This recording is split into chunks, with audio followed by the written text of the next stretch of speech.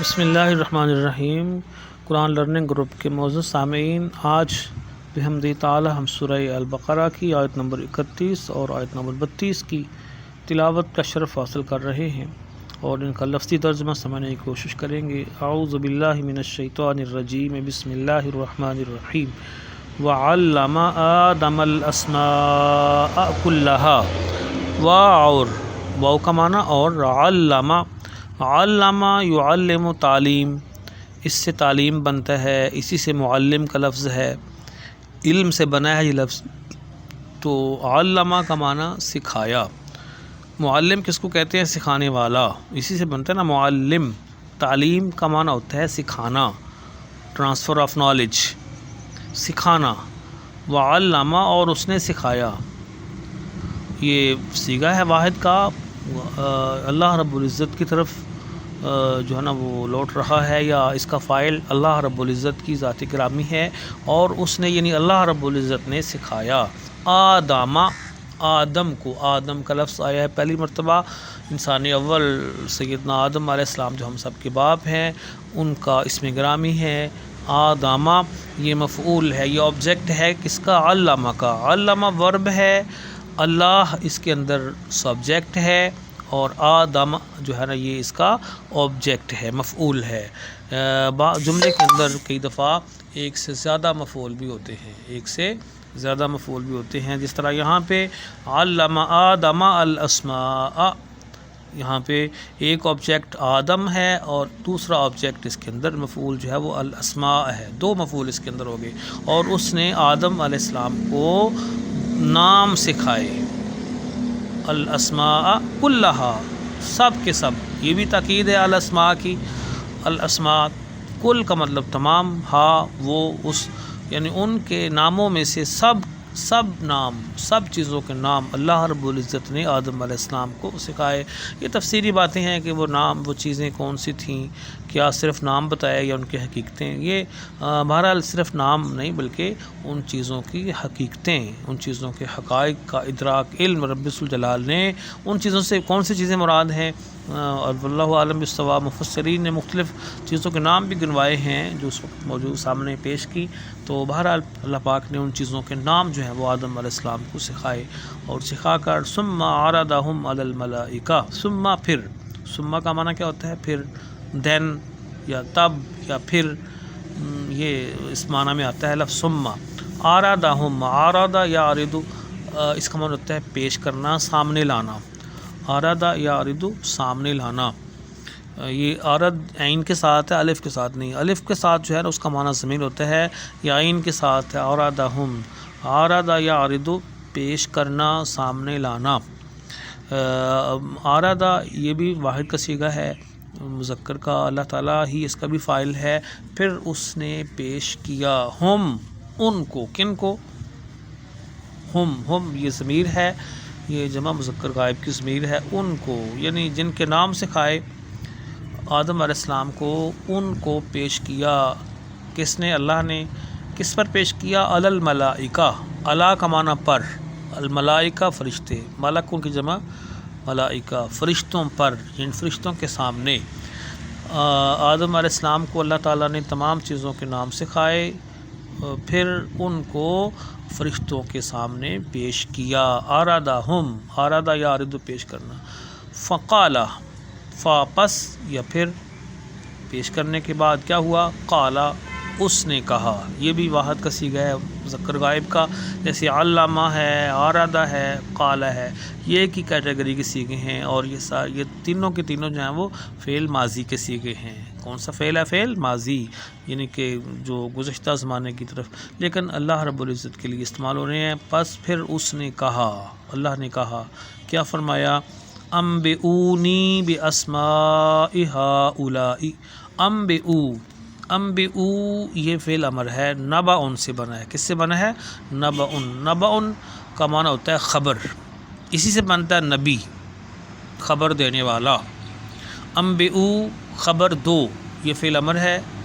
اپنا اس کے اندر جو ہے نا وہ کمانڈ ہے، حکم ہے، امپیریٹو سینٹنس ہے۔ انبئو خبر دو، کس کو کہا جا رہا ہے؟ فرشتوں کو۔ کون کہہ رہا ہے؟ اللہ رب العزت۔ نی مجھے، یہ یا جو ہے نا، یا اس کا معنی ہے میں، مجھے، یہ واحد متکلم کی ضمیر ہے۔ نون جو ہے اس کا ترجمانی کر رہے انبئونی، تو مجھے خبر دو، مجھے بتاؤ، باسماء ہؤلاء، بے کا مطلب کے بارے میں، اسماء نام، ناموں کے بارے میں، ہؤلاء، ہؤلاء جو ہے یہ جو ہے ہؤلاء، یہ اس میں اشارہ ہے، اس میں اشارہ جمع کا صیغہ ہے، ان چیزوں کے، ان چیزوں کے، یہ جو ان مطلب قریب کا ہے اس میں اشارہ، ان چیزوں کے نام مجھے دکھا، ہذہ ہؤلاء، تو یہ اس میں اشارہ قریب کا ہے، جمع کا صیغہ ہے، مجھے ان چیزوں کے نام بتاؤ۔ اللہ پاک فرما رہے ہیں مظاہرہ جو چیزیں ان کے سامنے پیش کی گئی تھیں، ان کنتم صادقین، ان کا معنی اگر، کنتم تم ہو، اس پر کل بات ہوگی پرسوں، کنتم کانا یکون سے بنا ہے، کائنات اس سے بنتا ہے، کائن اس سے بنتا ہے، کنتم تم ہو، اگر تم ہو، کیا ہو، صادقین سچے، صادق صدق سے بنا ہے جس کا معنی سچائی ہوتا ہے، صادق کا معنی وہ سچا ہوتا ہے، اور اس کی جمع ہے صادقین یا صادقون، سچے، اگر تم سچے ہو، اگر تم سچے ہو تو مجھے ان چیزوں کے ناموں کے بارے میں بتاؤ، با کا معنی ساتھ بھی ہوتا ہے، کے بارے میں بھی ہوتا ہے، ٹھیک ہے، مجھے ان چیزوں کے ناموں کے بارے میں یا سے متعلق بتاؤ، خبر دو، اگر تم سچے ہو تو، اگر تم سچے ہو، یہ ان شرط ہے، اگر تم سچے ہو، کس بات میں سچے ہو، یہ اگر سیاق و سباق سے بات سمجھنا چاہیں تو بات سمجھ آتی ہے کہ انہوں نے شروع میں کہا تھا نا کہ اے اللہ، یہ انسان جس کو تو اپنا نائب بنا رہا ہے یہ زمین میں فساد کرے گا، خون ریزی کرے گا، حالانکہ ہم تیری حمد و ثنا کر رہے ہیں، تسبیح کر رہے ہیں، تو اللہ پاک نے اس کے حوالے سے یہاں پہ فرمایا کہ اگر تم سچے ہو، سچے ہو کا مطلب یہ ہے کہ اگر تم واقعی اپنے آپ کو اس پیدا کیے جانے والے نائب اور خلیفہ سے بہتر سمجھتے ہو، اس بات میں اگر تم سچے ہو، تم سمجھتے ہو کہ یہ نیابت ہمیں ملنی چاہیے، یہ نیابت، یہ خلافت ہمیں ملنی چاہیے، کیونکہ ہم حمد و ثنا زیادہ کرتے ہیں، تسبیحات زیادہ کرتے ہیں، جبکہ انسان فساد کرے گا، خون ریزی کرے گا، تو اگر تم اپنے اس دعوے میں، اپنے اس بات میں سچے ہو تو پھر چلو ان چیزوں کے نام مجھے بتاؤ، اللہ پاک فرما رہا ہے۔ تو اس پر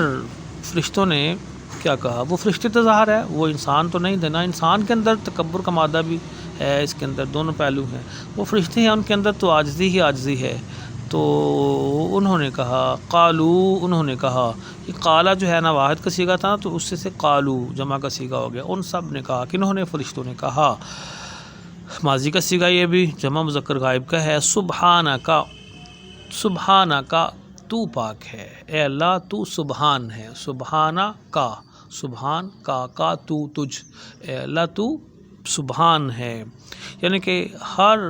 عیب، ہر نقص، ہر کمی سے، ہر کمزوری سے تو پاک ہے، ہم فرشتے ہیں لیکن ہمارے اندر تو کمی ہو سکتی ہے، خامی ہو سکتی ہے، لیکن اے اللہ ہر کمی سے پاک صرف تو ہے۔ انہوں نے اللہ تعالیٰ کی تسبیح کی، سبحانہ کا، یعنی کہ اپنی کمزوری کا، اپنی عاجزی کا اظہار کیا کہ اے مولا ہمیں ان چیزوں کے نام نہیں آتے، ہم نہیں بتا سکتے، ہمارے پاس علم نہیں ہے، لا علم لنا الا ما علمتنا، لا علم، نہیں ہے علم، علم نہیں ہے، لنا ہمارے لیے،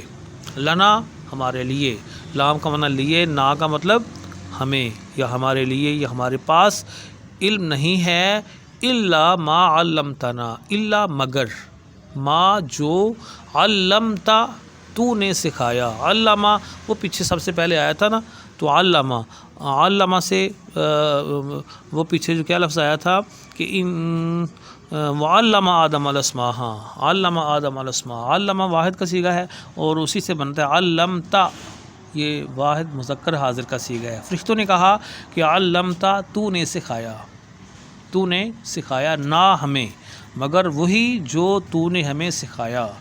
لا علم لنا الا ما علمتنا، ہمارے پاس علم نہیں ہے مگر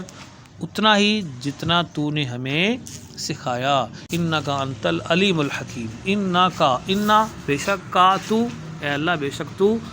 انتا تو، دو دفعہ تو آ گیا، دو دفعہ ایک ضمیر آ گئی، ایک دفعہ جو ہے نا وہ ضمیر متصل آ گئی ہے واحد مذکر حاضر کی، اور دوسری دفعہ واحد مذکر حاضر کی ہی منفصل ضمیر آ گئی ہے۔ انا کا انتا، کا جو ہے متصل ضمیر ہے اور انتا منفصل ضمیر ہے، تو دونوں ضمیریں ایک دفعہ ایک ساتھ آ گئی ہیں، تکرار ہو گیا ہے، تو اس سے جو ہے نا وہ تاکید مقصد ہے۔ بے شک تو ہی، اے اللہ بے شک تو ہی، یہ تو ہی جو ہے تاکید ہے، کیوں ہے کہ ایک ضمیر دو دفعہ آئی ہے۔ کیا ہے تو ہی؟ علیم، العلیم سب کچھ جاننے والا، الحکیم سب کچھ جاننے والا، الحکیم حکمت والا، بے شک تو ہی سب کچھ جاننے والا حکمت والا ہے۔ العلیم الحکیم سب کچھ جاننے والا ہے، حکمت والا ہے۔ ظاہر ہے علم کا حکمت کے ساتھ چولی دامن کا ساتھ ہے۔ اب مقصد یہ ہے کہ کہنے کا کہ فرشتوں نے گویا کہ اپنی ایک تو کم مائگی کا اظہار کیا، دوسرا رب الجلال کی شان بیان کی، اور پھر فرمایا کہ اللہ تو ہی جانتا ہے سب کچھ ہم تو نہیں جانتے، سب کچھ کوئی نہیں جان سکتا، سب بس تو ہی جانتا ہے، اور پھر تو ہی حکمت والا ہے، تیرے ہی پاس یہ بھی حق اختیار ہے، تو تیری حکمت، تیرے پاس تو ہی حکیم ہے کہ تو نے کس کو کتنا سکھانا ہے، تو نے کس کو کتنا علم دینا ہے، تو تیری حکمت ہے، تو نے جس کو زیادہ دیا اس کو زیادہ دے دیا، تیری حکمت ہے، تو بہتر جانتا ہے، اور جس کو تو نے ضرورت کے مطابق اس دوسری مخلوق سے کم دیا ہے، تیری حکمت ہے، تو جانتا ہے۔ تو بہرحال اے اللہ ہمیں تو ہم وہی آتا ہے جو تو نے ہمیں سکھایا، اپنی عاجزی کا اظہار کیا۔ اللہ کریم ہمیں قرآن کریم کی آیات کے مفہوم کو صحیح طرح سمجھنے کی توفیق عطا فرمائے۔ اللہ و رسولہ عالم بالصواب، صلی اللہ علی حبیبہ سیدنا محمد وعلی آلہ وصحبہ اجمعین۔